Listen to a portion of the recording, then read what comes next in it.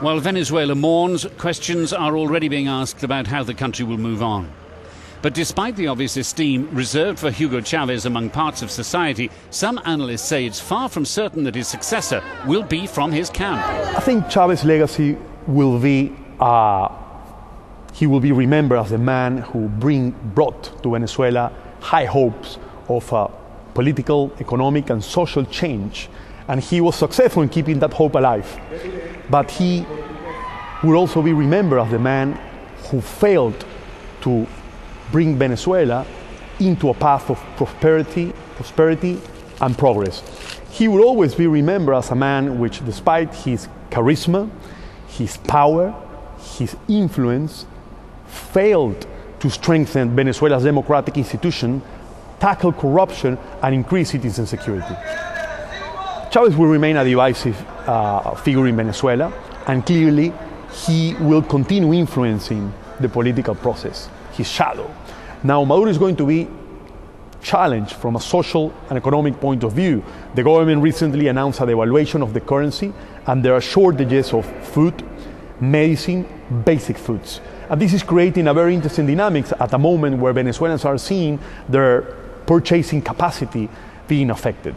So I think the big question now is, will Venezuelans decide for the Chavismo to continue through the figure of Nicolás Maduro, or will Venezuelans look for a change in the image of Enrique Capriles, which clearly represents a more business-friendly approach and a move to the center? Whether Venezuelans decide to stick with the socialist path of Hugo Chavez or head in a business direction, oil will continue to play a central role. The industry is the mainstay of the economy, and the country has the world's largest oil reserves. For the oil sector, this is a key moment as well.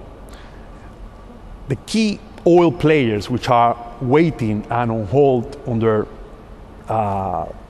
investment plans for the oil-rich Orinoco belt are waiting to see which is going to be the leadership for Venezuela in the years to come. Now, increasing oil production is absolutely key for Venezuela and absolutely key for Maduro if he's to get elected and try to give continuity to Chavez's political process. Most of the social programs that were introduced by Chavez are not sustainable and will not survive an environment of decreasing oil prices.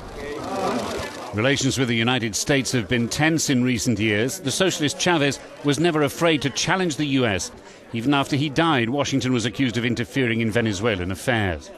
And yet, commercially, the two countries have always done a lot together. Maduro will continue developing this nationalist, leftist, anti-US rhetoric, but when it comes to oil supplies, Venezuela will continue being very pragmatic, and the US is indeed remains Venezuela's main trading partner.